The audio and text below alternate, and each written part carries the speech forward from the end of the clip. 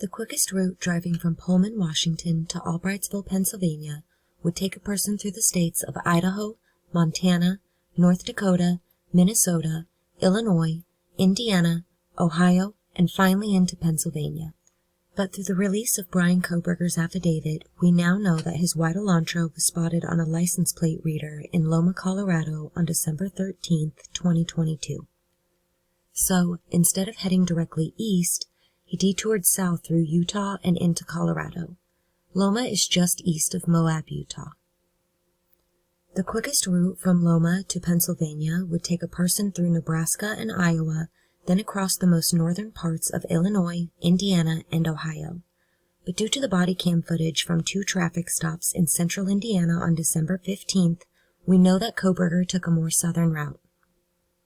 This instead took him through central Kansas, Missouri, Illinois, Indiana, and then cuts in a more northeastern direction once in Ohio. Why did Bryan Kohberger take these more southern routes on his way home? A logical answer could be to avoid any potential harsh winter weather.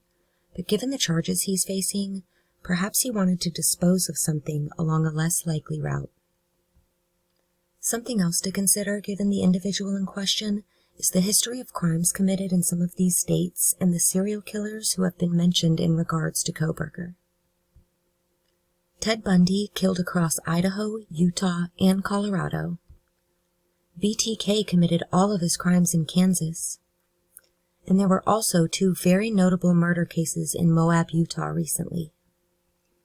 Perhaps Bryan wanted to take a small tour of places where killers he admired or aspired to learn from had been.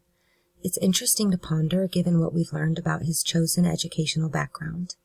Thanks for watching.